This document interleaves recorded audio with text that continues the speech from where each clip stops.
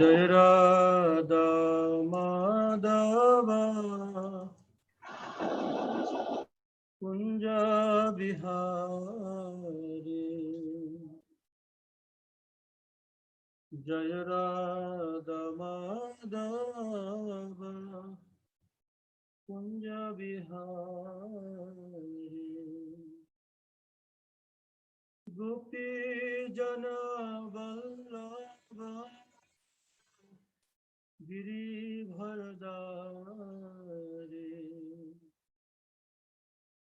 यशोदानंदन व्रज जनरंजन यशोदानंदन व्रज जनरंजन यमुना तीरा वनचारी जय राधा माधव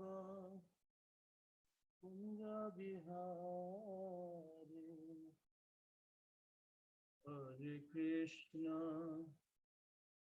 हरे कृष्णा कृष्णा कृष्णा हरे हरे हरे राम राम राम हरे हरे जय राधा माधव जय राधा माधव जय राधा माधव जय गौरनिताय जय गौरनिताय जय गौरनिताय जय प्रभुपद जय प्रभुपद जय प्रभुपद निताय गौर हरि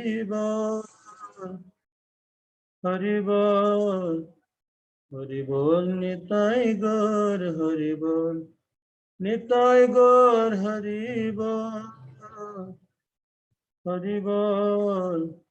बोल निताय गौर हरि बोल। श्री राधा माधव अष्टसखी बिंद श्रीमान महाप्रभु की जय। जगत गुरु शिल प्रभुपाद की जय। पवित्र पावन गुरुदेव की जय। समवेत गौर भक्त वृंद की जय। अनंत गिरि वैष्णव वृंद की जय।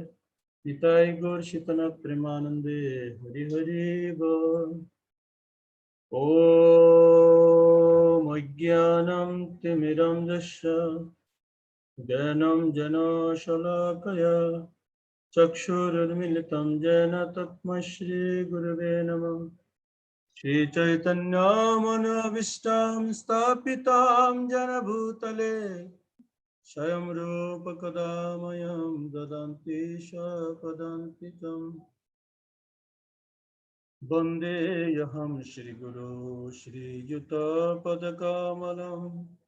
श्रीगुरून् वैष्णवांश्च श्रीरूपं साग्रजातं सहगण रघुनाथान्वितं तं सजीवं साद्वैतं सावधूतं परिजनसहितं कृष्ण चैतन्यदेवं श्री राधा कृष्ण पदान् सहगण ललिता श्री विशाखान्वितं च नमो विष्णुपादाय कृष्णपृष्ठाय भूतले श्रीमते जयपताका स्वामी नित्यनामिने नमो विष्णुपदाय कृष्णपृष्ठाय भूतले श्रीमते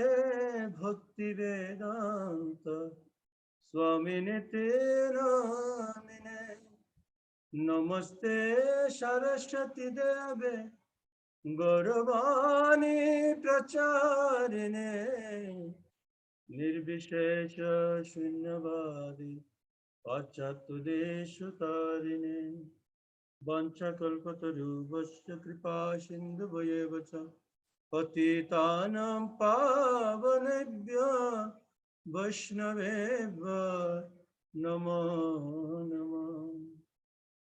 नमो महावदन्याय कृष्ण प्रेमापदायते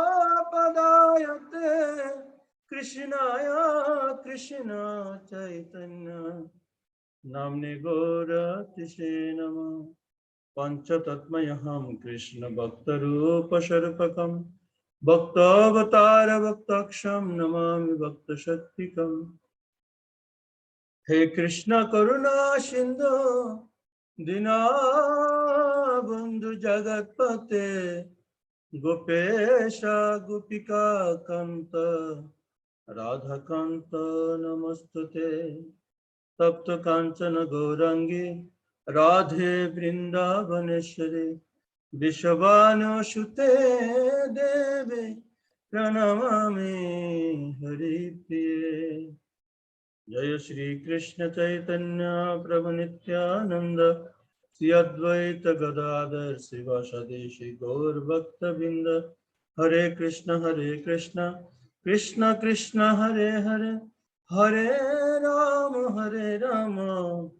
राम राम हरे हरे। ओम नमो भगवते वासुदेवाय। ओम नमो भगवते वासुदेवाय। ओम नमो भगवते वासुदेवाय। मुखं करोति वाचालं पंगुलं लंघयते गिरिं यत्कृपातमहं वन्दे परमानन्दमाधवं। श्रीगुरु दीनतारिणः श्रीचैतन्य परमेश्वरम्।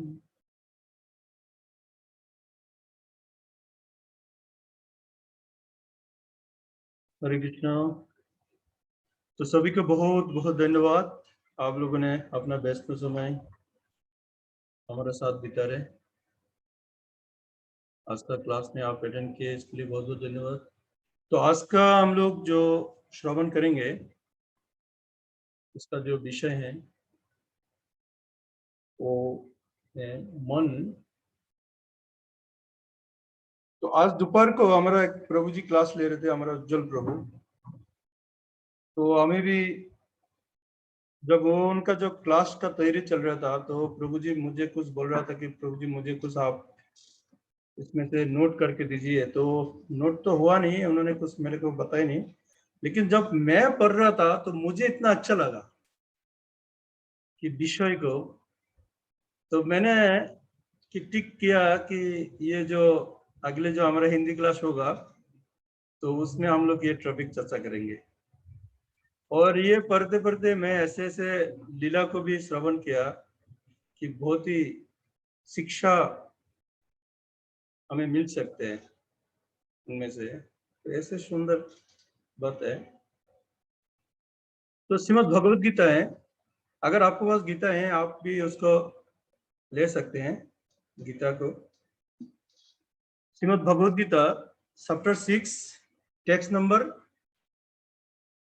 5 and 6 हम चर्चा करेंगे। तो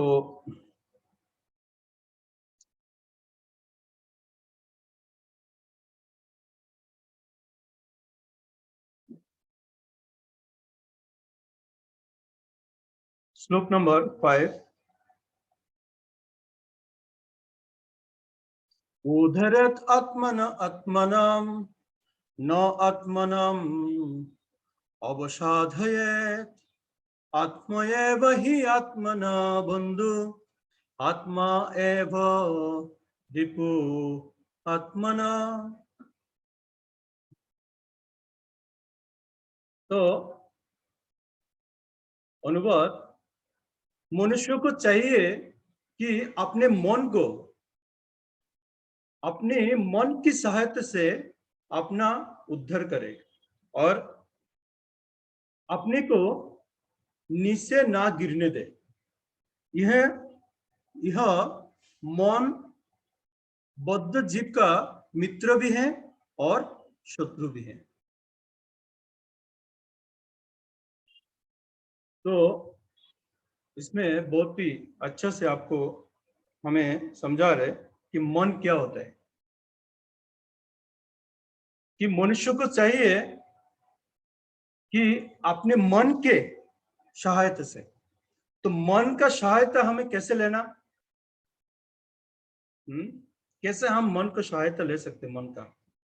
तो श्रील प्रभुपाद इसका जो तात्पर्य है, तो श्रील प्रभुपाद बहुत ही सुंदरता से इसका वर्णन करते हैं कि इस प्रसंग में और इस प्रसंग के अनुसार कि आत्मा शब्द का अर्थ है शरीर। एक तो हम जानते हैं कि आत्मा मीन्स भगवान का एक अंश है, तो अगर भगवान का अंश है तो शरीर कैसे हो सकते हैं, प्रश्न आएगा ना।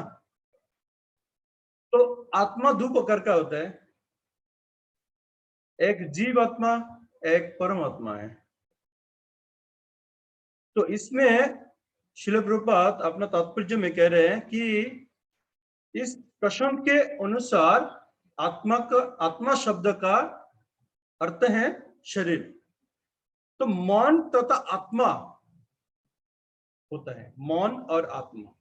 जैसा हम कहते हैं काय मनोवाक्य, तो काय शब्द का अर्थ है शरीर। तो इधर कह रहे हैं कि आत्मा शब्द का अर्थ है शरीर। तो हम लोग जब किसी को जब समर्पित होते हैं, जब कहते हैं कि शरणागति 6 प्रकार का शरणागति होते हैं, और जब प्रणाम करते हैं तो एक प्रणाम जो होते हैं कि साष्टांग प्रणाम। जैसे हम एक दिन हमारा जितेंद्र प्रभु से बात हो रहे थे प्रणाम के बारे में, कि प्रणाम का एक मंत्र है, मुझे मिला है उस मंत्र को, लेकिन पुराण का उसका आवाज नहीं मिला, इसलिए मैं उसका बता नहीं रहा। तो प्रणाम का एक मतलब है, जैसे माताजी जो है पंचांग प्रणाम करते हैं, तो पंचांग प्रणाम किसको कहते हैं, कि पंचांग प्रणाम जो होते हैं, जैसे कि हम दो आटू मीन्स, और दो जैसे ये हाथ का जो ये इसको क्या कहते हैं, घुटना कहते हैं ना ये, और हम सिर अगर मिट्टी में लगाते हैं तो उसको पंचांग प्रणाम कहते हैं। और अगर प्रभु जी जब प्रणाम करते हैं तो साष्टांग प्रणाम कहते हैं, क्योंकि माताजी लोग कभी सीना को माटी में नहीं रखना चाहिए। ये प्रसंग आते हैं जो जैसे कि भगवान श्री कृष्ण जब देवकी को उन्होंने इस बात का पर बहुत ही विस्तार रूप से बताए थे, तो इसलिए जो माताजी होते हैं तो वो कभी अपना सीना को कभी मिट्टी में नहीं लगाती है। तो इसीलिए माताजी जो प्रणाम करती हैं उनको कहते हैं पंचांग प्रणाम। और प्रभु जी जब प्रणाम करते हैं तो प्रभु जी का जो प्रणाम है वो क्या है, वो साष्टांग प्रणाम। तो साष्टांग प्रणाम का मतलब है 6, और अष्टांग प्रणाम मतलब 8 हो गया। अच्छा, तो 6 हो गया, जैसा हम अपना पैर का जो घुटना है वो लगाते हैं, हाथ का घुटना लगाते हैं और 6 लगाते हैं, 5 हो गया। हमारा जो सीना लगाते हैं 6 हो गया। तो 8 और 2 क्या है, मन और वाक्य। काय तो पूरा दे रहे, काय मनोवाक्य, इसलिए कहते कि काय मनोवाक्य हमें समर्पित होना चाहिए। जब समर्पित होते हैं तो समर्पित होने का मतलब यह नहीं है कि हमने वाक्य दे दिया, वाक्य देने से समर्पित नहीं होता है। वाक्यों से भी तीव्र है मन है। तो हमें काय मनोवाक्य देना चाहिए। काय मीन्स शरीर, मन मीन्स मन, और हम जो कहते हैं वो जो वाक्य के अनुसार, जैसे जो राम जी का हमें अगर उनका जो चरित्र में अगर हम मिलते तो क्या मिलते हैं कि जान जाए वचन ना जाए। वो जीवन दे सकते हैं लेकिन वो अपना वचन को कभी वचन से कभी पीछे नहीं हटते। अगर ये वचन से अगर पीछे हटते हैं तो राम को वनवास जाने का कोई जरूरत नहीं होते थे। राजा दशरथ ने जो वचन दिए थे उन्होंने अपना वचन से पीछे नहीं आया। तो ये जो श्रील प्रभुपाद ने इस प्रसंग में जो उन्होंने कह रहे कि आत्मा शब्द का अर्थ है शरीर और मन तथा आत्मा होता है। तो आगे क्या कह रहे हैं कि मनुष्य को चाहिए कि अपने मन की सहायता से अपना उद्धार करे, खुद को उद्धार करने के लिए। तो मन हमें सहायता कैसे कर सकते हैं? तो इसमें आखिर में क्या कहते हैं कि मन हमारा मित्र भी है और मन हमारा शत्रु भी है।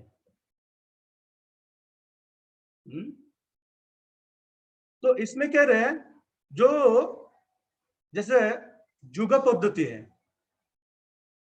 तो जुगा पद्धति में लोग जब योगा करते हैं उसका जो फल है और उसका जो उद्देश्य है मन को नियंत्रित करना। योगा पद्धति का सबसे बड़ा जो फल है जो उनका जैसे कोई अगर योगा करते हैं, जैसे बड़े बड़े जोगी लोग योगा करते हैं, तो इसका मतलब वो क्या करना चाहते हैं कि अपना मन को नियंत्रित करना और मन को किसमें लगाना है? जो भक्ति जोगी होते हैं वो भगवान का चरण में लगाते हैं, हैं?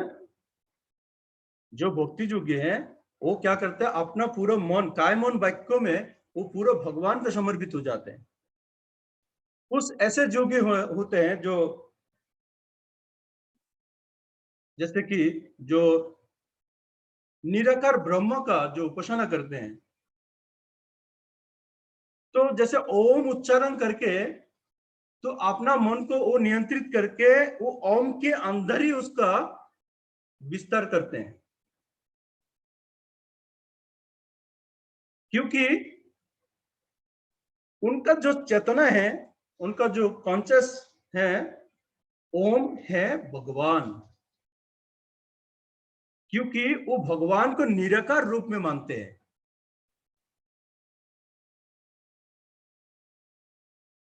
तो जोगी इसमें तीन प्रकार का है कि एक भक्ति जोगी है, एक ज्ञान जोगी है, एक जो निराकार ब्रह्म जोगी है। तो जैसे कि जो भक्ति जोगी है वो साकार ब्रह्म मीन्स भगवान को साथ साथ भगवान का पूजा करते हैं, और जो व्यक्ति जैसे एक दिन हम लोग कह रहे थे जो जुक को साधना करने के बाद जब उसका देहांत होते हैं, शरीर त्यागते हैं, तो शरीर त्यागने के बाद उनको भगवत नाम जाना चाहिए, लेकिन नहीं, उनको भगवत नाम मिलते नहीं है। उसमें कह रहे कि वैकुंठ का पहले एक आवरण एरिया है जिसमें जाके वो उधर ही अटक जाते हैं। तो उस उनमें से कैसे वो उद्धार होते हैं? ये जोगी लोग उनमें से उनको उद्धार मिलते हैं जब कभी नारद मुनि, क्योंकि नारद मुनि इधर उधर घूमते रहते हैं, तो कभी अगर नारद मुनि अगर उसी जगह में जाके अगर उनको दर्शन दिया तो शुद्ध भक्त का दर्शन के कारण उस जोगी जो है उद्धार उनको प्राप्ति होते हैं। और जो भक्ति जोगी हैं उनका किसी चीज का और सहारा लेना जरूरत नहीं पड़ते हैं, क्योंकि उन्होंने अपना बचपन से अपना भक्ति युग को आराधना करके उसमें भक्तों का संग भी आ जाते हैं और भगवान का भी सेवा हो जाते हैं। तो इसीलिए वो डायरेक्ट गोलोक वृंदावन में पहुंच पाते हैं। तो हमें अभी मन को नियंत्रित करना है, क्योंकि मन, इसमें कह रहे हैं मन हमारा मित्र भी है और मन हमारा शत्रु भी है। एक सुंदर सा उदाहरण है,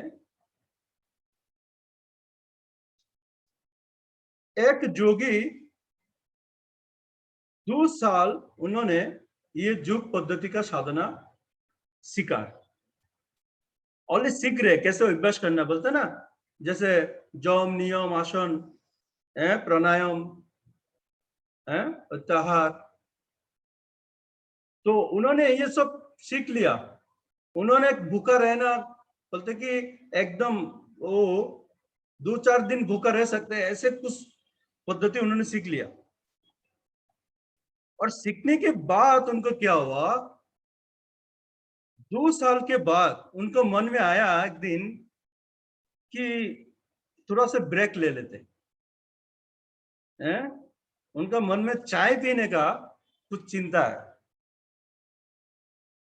तो एक दिन उन्होंने क्या किया, बिल्कुल सुबह होने के पहले, क्योंकि वो जिधर साधना करते हैं तो वन है, हिमालय जैसे है, उधर और भी काफी जोगी लोग उसमें योग तपस्या करते हैं। तो सुबह होने के पहले वो निकल गए। तो सुबह होते होते वो एक गांव में पहुंच गए, नजदीक का। और गांव में जाके सब लोग उस टाइम सो रहे थे, सोने का टाइम था सुबह का। तो किसी का घर में जाके खटखटाया उन्होंने, और उनमें से एक वृद्ध महिला निकल के आई। सुनिए, इसमें बहुत रहस्य है।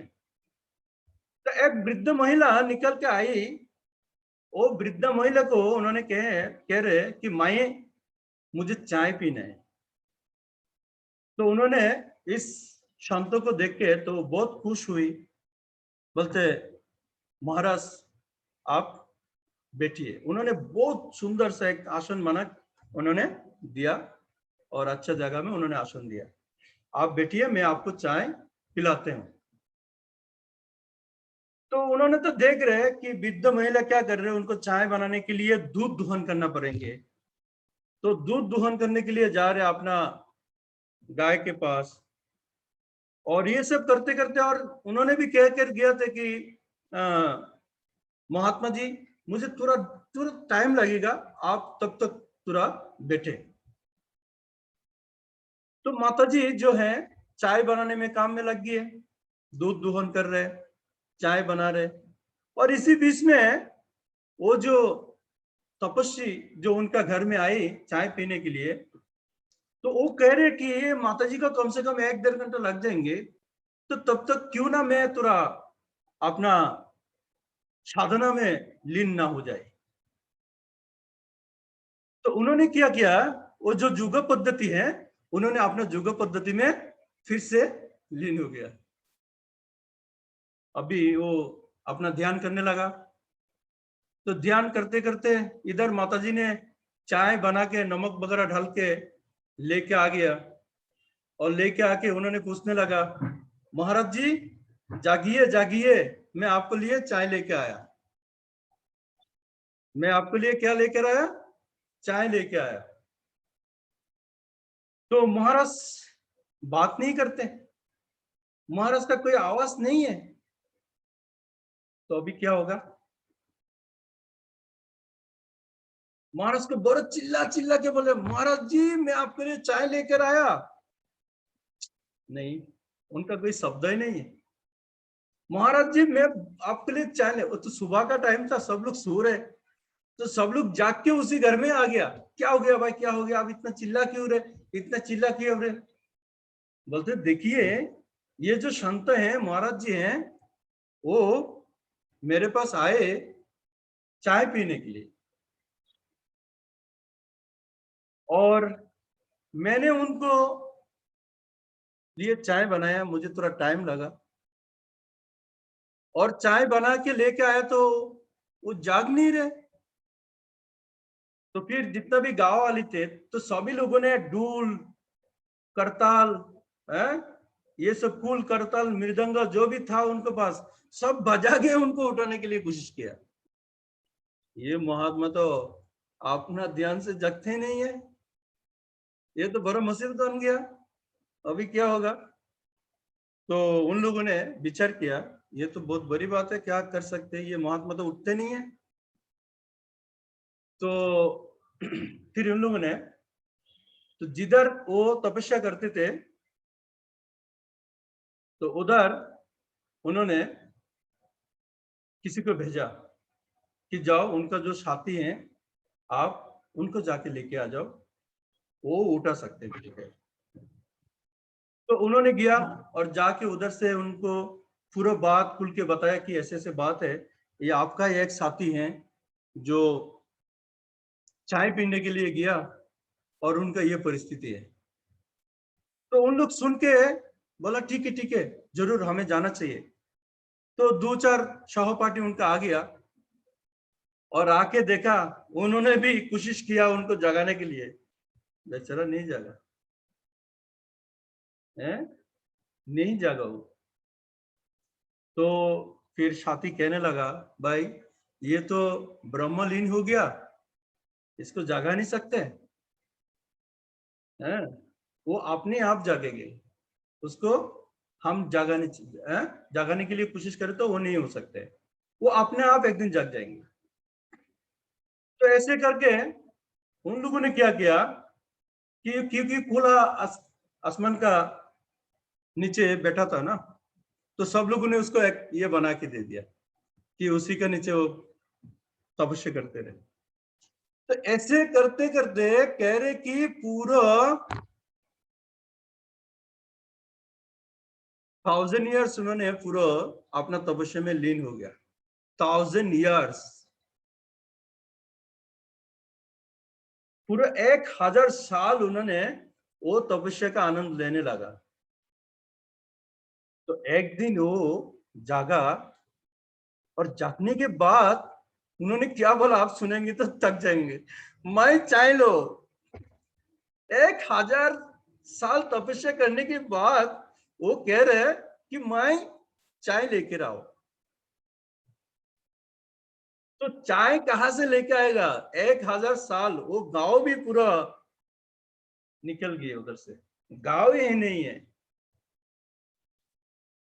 तो इस प्रसंग में बोलते कि जैसे कि बोलते हैं ना लोग मेला में जाते हैं, तो मेला में जाने के बाद कभी कभी बच्चे लोग गुम हो जाते हैं। क्यों गुम हो जाते हैं, क्योंकि वो नाना प्रकार का खेल नाटक ये देखते रहते हैं, तो उसी में खो हो जाते हैं, उसी में खो जाते हैं, अपना मन को उसी में दे देते हैं कि उसके साथ कौन आया वो भी भूल जाते हैं।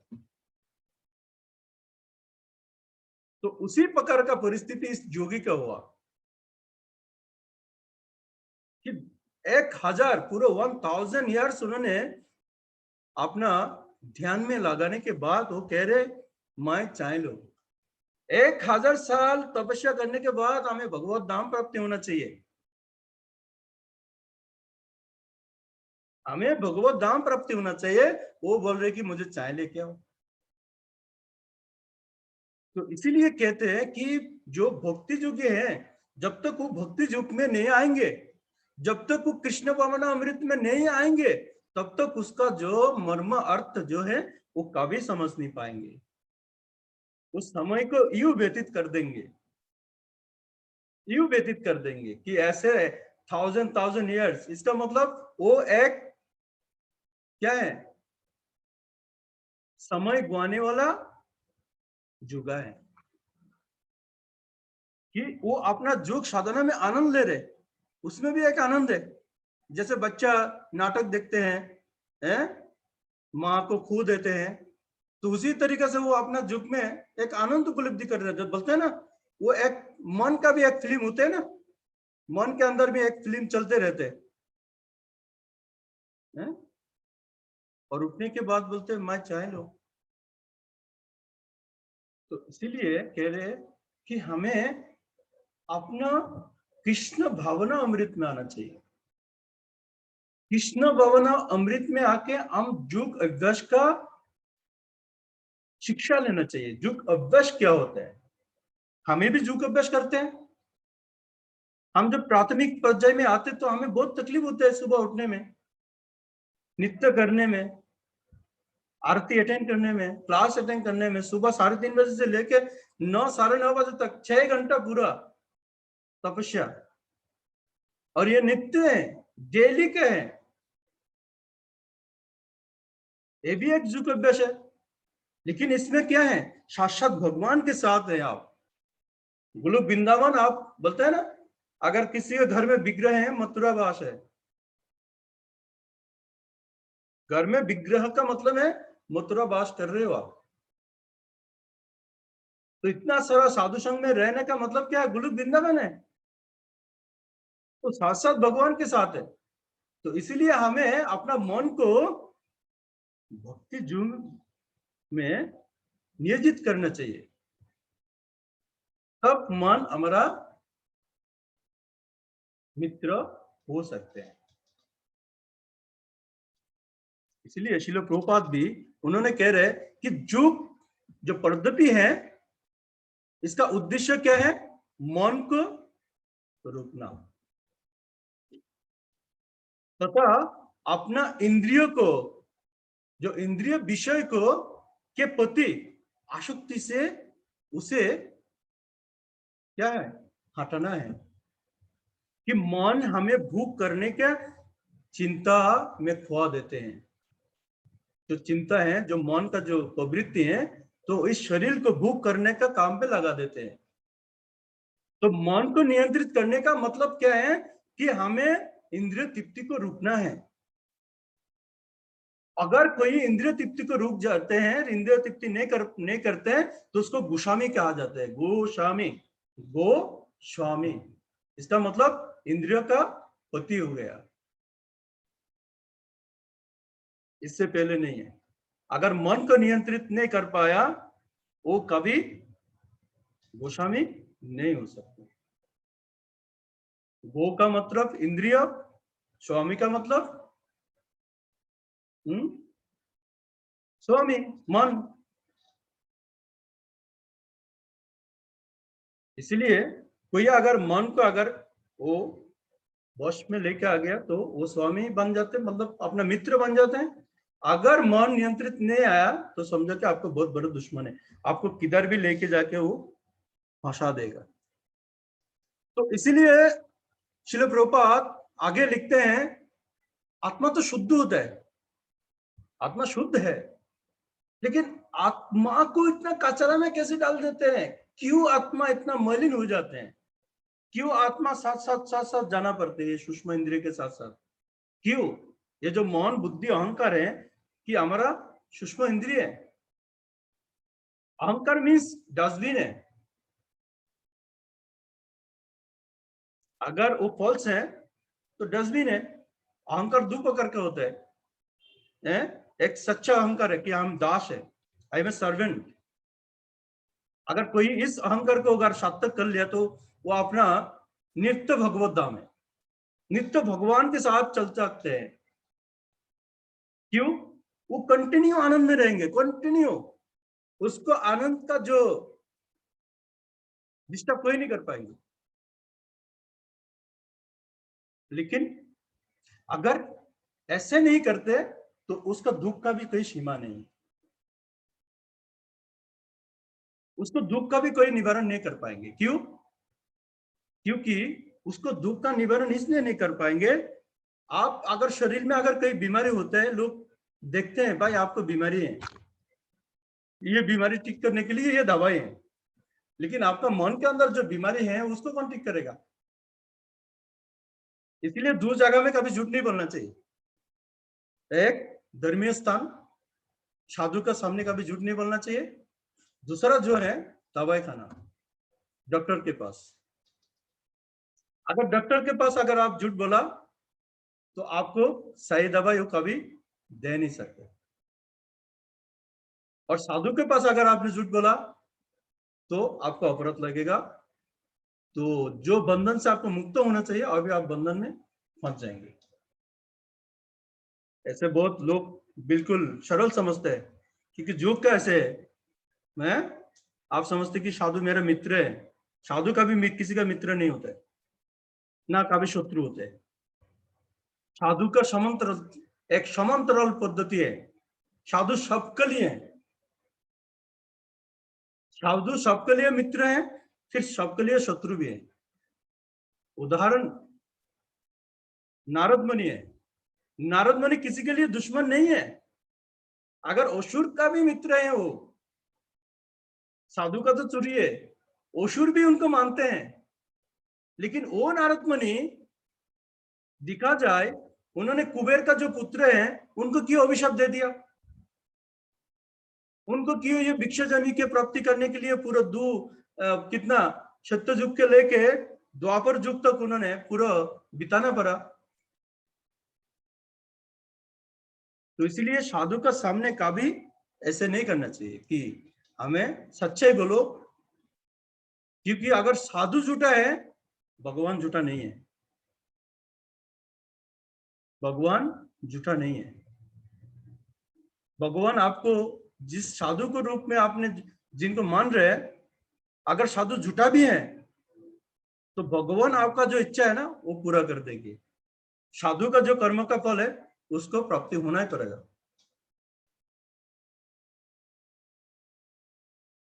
तो इसीलिए हमें दूसरी जगह में कभी झूठ नहीं बोलना चाहिए, साधु के पास और डॉक्टर के पास। तो इस विषय पे अमृत विद्या उपनिषद है, उसमें द्वितीय खंड है। तो उसमें एक ऐसा श्लोक है, उसमें कह रहे हैं, मन एव मनुष्याणाम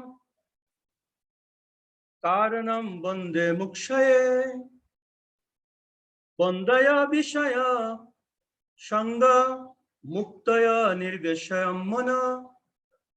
वो कह रहे हैं कि मन ही मनुष्य के बंधन का और मोक्ष का भी कारण है। जो मन है वो बंधन भी कर देते और मोक्ष प्राप्ति भी करा देते हैं। इसलिए कि इंद्रिय विषय में लीन मन बंधन का कारण है और विषय से विरक्त मन मोक्ष का कारण है। क्या बोल रहे हैं? मैं एक बार और बोलता हूं कि इंद्रिय विषय को, इंद्रिय विषय में लीन, जो इंद्रिय विषय में अगर मन लीन हो जाते हैं तो समझो कि आप ये बंधन का कारण है। तो इंद्रिय विषय क्या है? अब ये एक एक आप गन के निकलिए। इंद्रिय विषय क्या है कि किस विषय में आप अपना मन को लगा के बैठा है?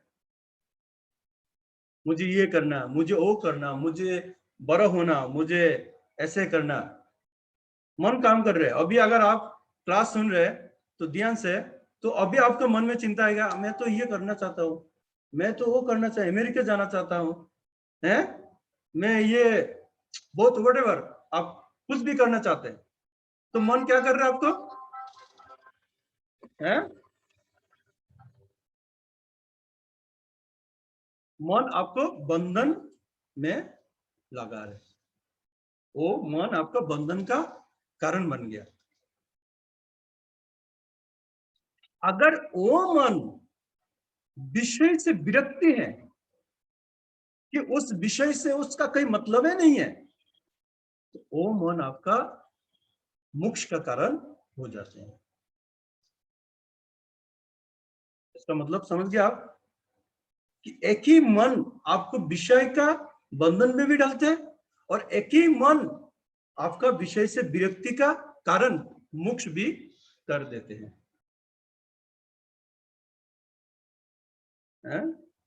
तो इसीलिए कि अमृत अमृत बिंदु उपनिषद है ये, अमृत बिंदु उपनिषद 2 है, इसमें ये बात कहते हैं।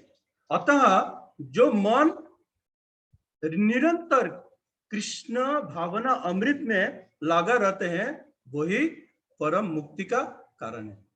तो परम मुक्ति का कारण है स्पष्ट रूप से क्या कह रहे हैं, अगर वो मन अगर कंटिन्यू अगर कृष्ण भवनामृत में लेते हैं तो फिर वो मन आपका मुक्ति का कारण बन जाते हैं।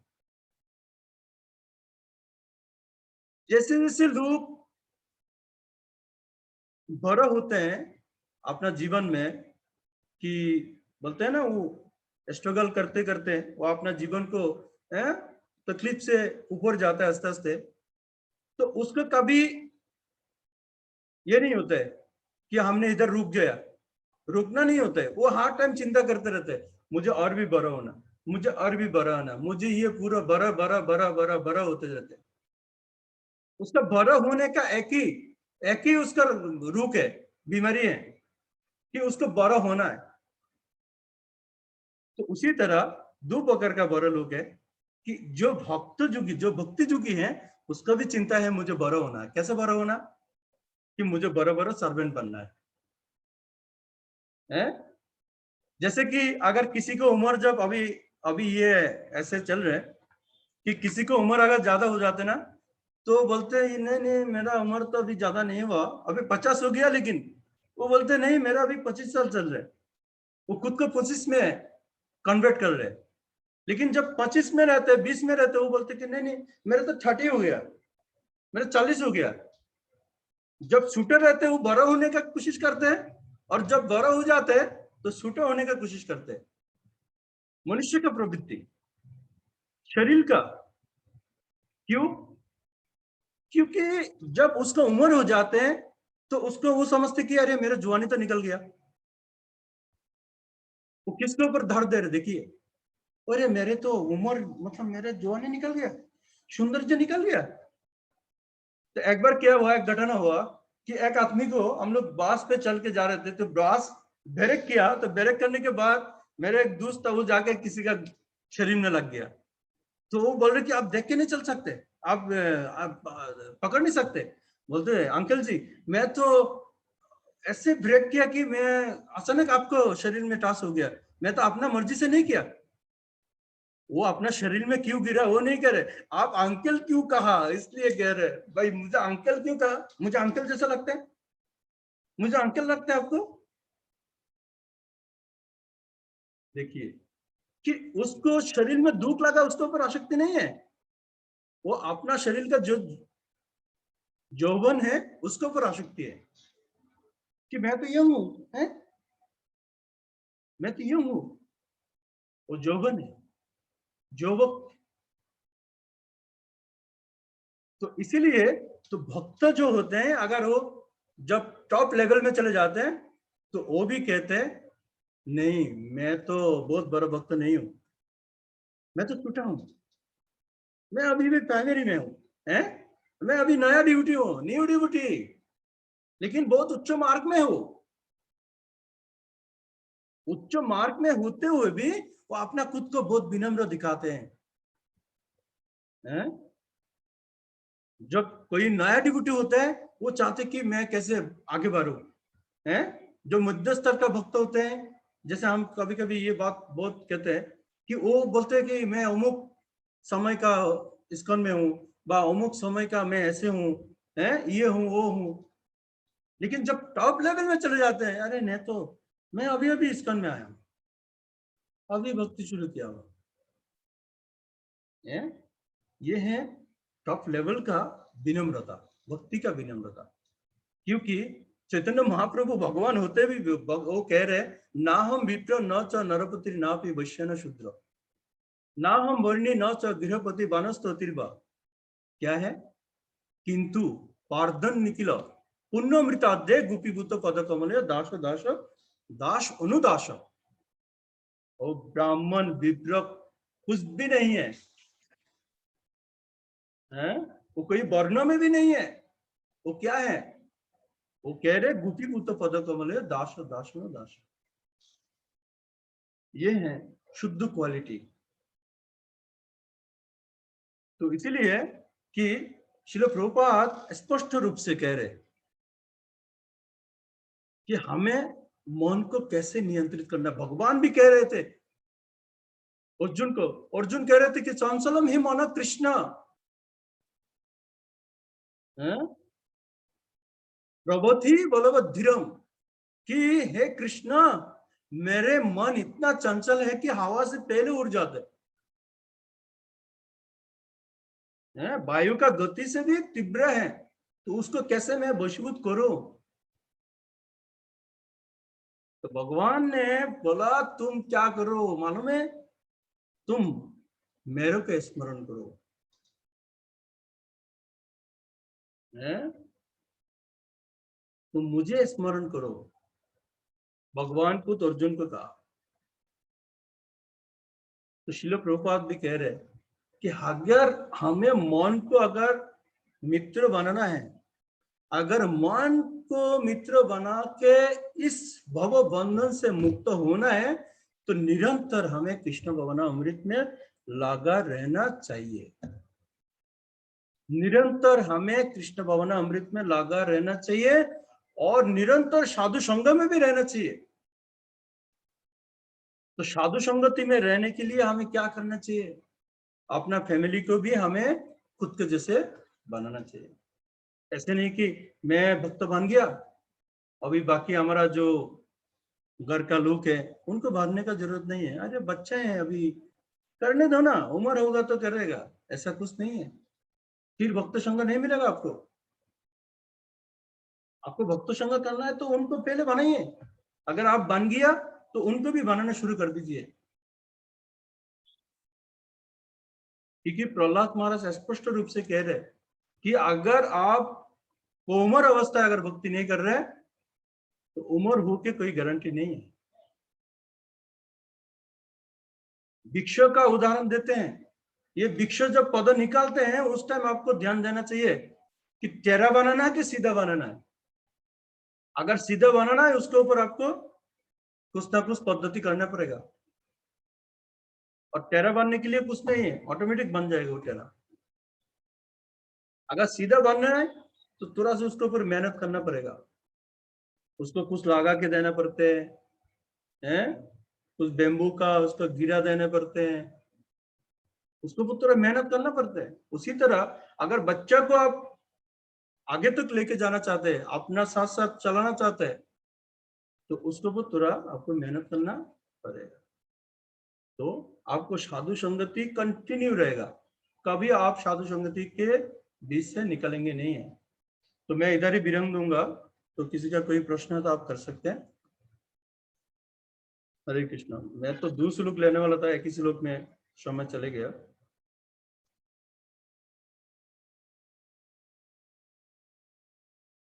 हरे कृष्णा। आप अनम्यूट कर सकते हैं अभी।